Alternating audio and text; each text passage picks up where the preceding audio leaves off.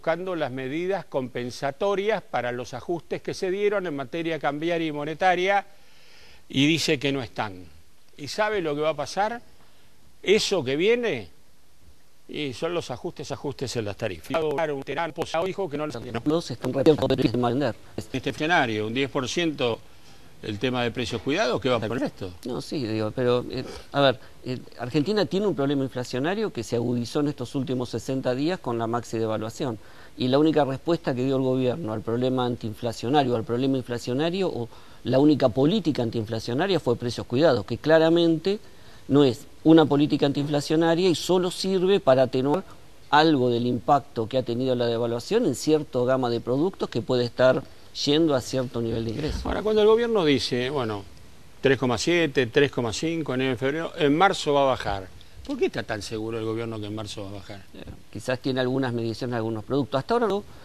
A ver, el mes de enero no medía el impacto de la devaluación. Recién en febrero estamos midiendo el impacto. Y es claro que este pasaje de devaluación, un trimestre, febrero, marzo y abril, seguramente quizás entre marzo y abril ese impacto puede ser algo descendente, pero las perspectivas es que vamos a estar también en marzo en un mes de inflación alta.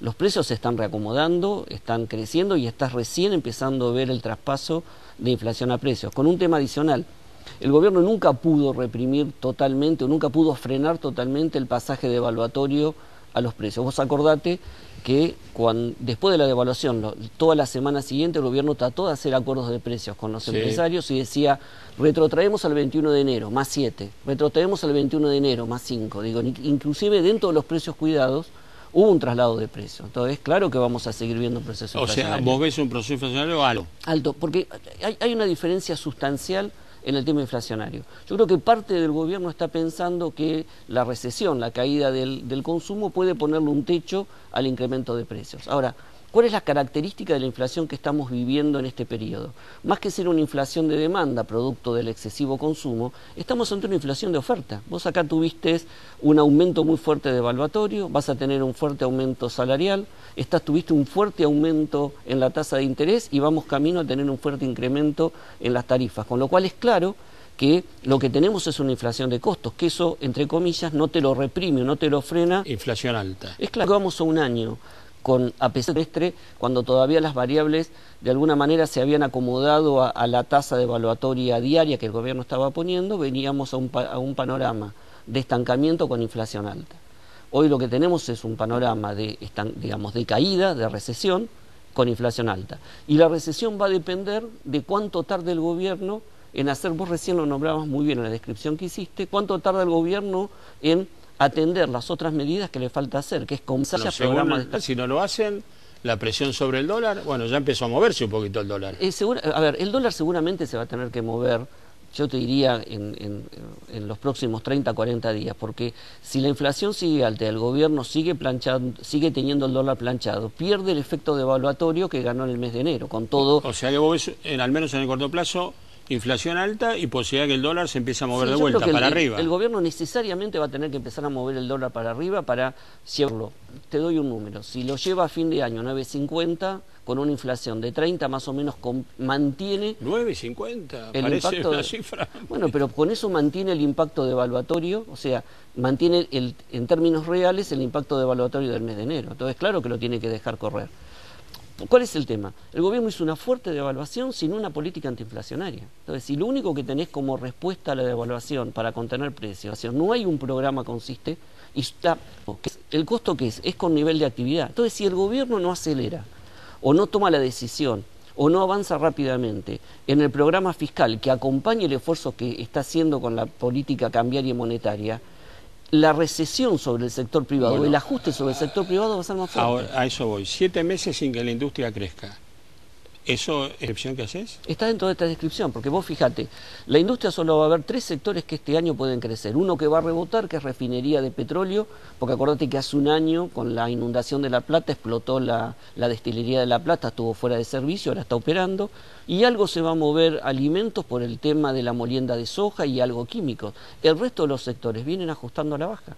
Entonces, es claro que vamos a un periodo recesivo. Ahora, esa recesión va a ser mucho más profunda, cuanto menos el gobierno trabaje sobre el tema fiscal. ¿Qué pasó con el superávit comercial? Se cayó Bueno, estrepitosamente. vos ahí tenés dos o tres cuestiones, tendencias. La primera tendencia es que, si bien es cierto que tenemos una mejor cosecha y algo mejor de precios, en estos primeros meses nos falta una cosecha, que es la de trigo, porque no la tuvimos. O sea, siempre el excedente de trigo de las cosechas buenas se te daban en los primeros meses de enero. Entonces, cuando uno mira las exportaciones agropecuarias, es que en los últimos años ha habido un cierto estancamiento, un amesetamiento.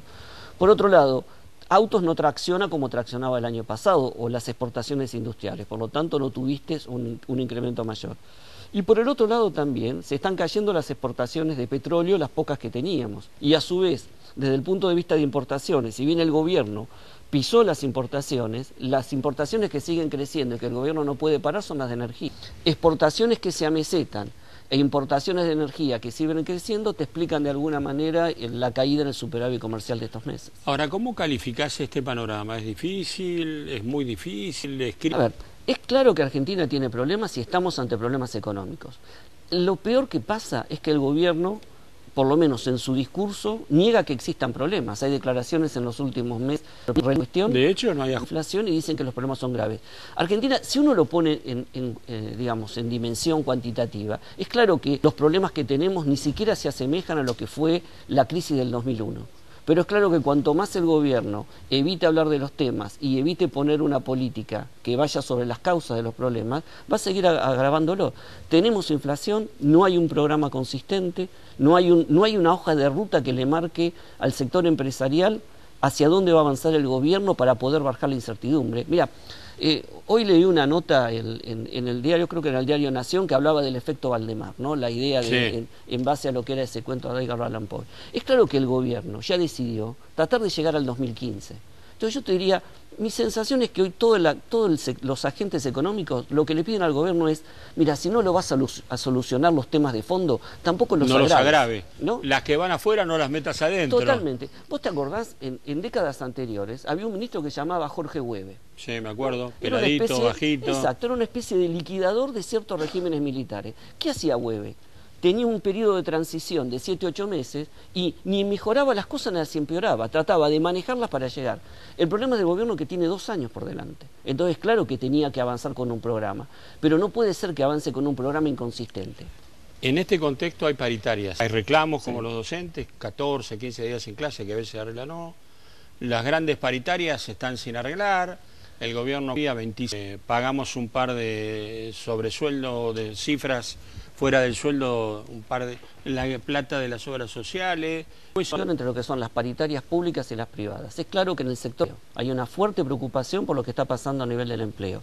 Aumento de suspensiones, aumento de despidos, caída de horas extras, caídos de contratos temporarios.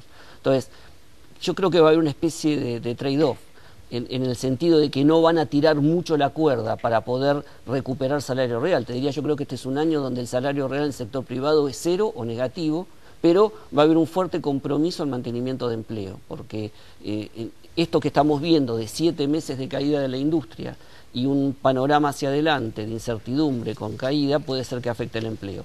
En el público es distinto, porque el tema de la estabilidad de alguna manera no es un tema que condiciona, y ahí tiene mucho que ver también con la respuesta que puedan dar las provincias, en especial las provincias. El Estado Nacional ya está haciendo, entre comillas, un ajuste. Vos fijate que las jubilaciones este año van a aumentar por debajo de la inflación. Sí, de hecho, y seguramente este es uno de los reclamos que hay ya. Todos los programas sociales van a ir por debajo de la inflación. Ahora, el tema de las provincias es que muchas provincias, te diría, gran parte de la mayoría, tienen problemas de déficit fiscal y problemas de financiamiento. Por lo tanto, esta tensión que estamos viviendo en lo que es la provincia de Buenos Aires es una tensión que va a estar presente durante todo el año, te diría, en el conjunto de las provincias. Gracias, Dante. No, al contrario, gracias a vos. ¿Cómo está la gente? ¿Cómo está el reclamo? ¿Qué pasa en la calle? Lo vamos a hablar con Víctor de Genaro, él es diputado, fue integrante, fundador de la CTA, hoy opositora. Víctor, ¿cómo estás? Bien, buenas noches. Nada serio, ¿no? Lo del brazo. No, una caída. ¿Cómo estás viendo la sociedad, la gente? ¿Cómo estás viendo la calle? Me parece muy consciente. La mayoría de la gente disputa hoy llegar a fin de mes. Está pensando en eso.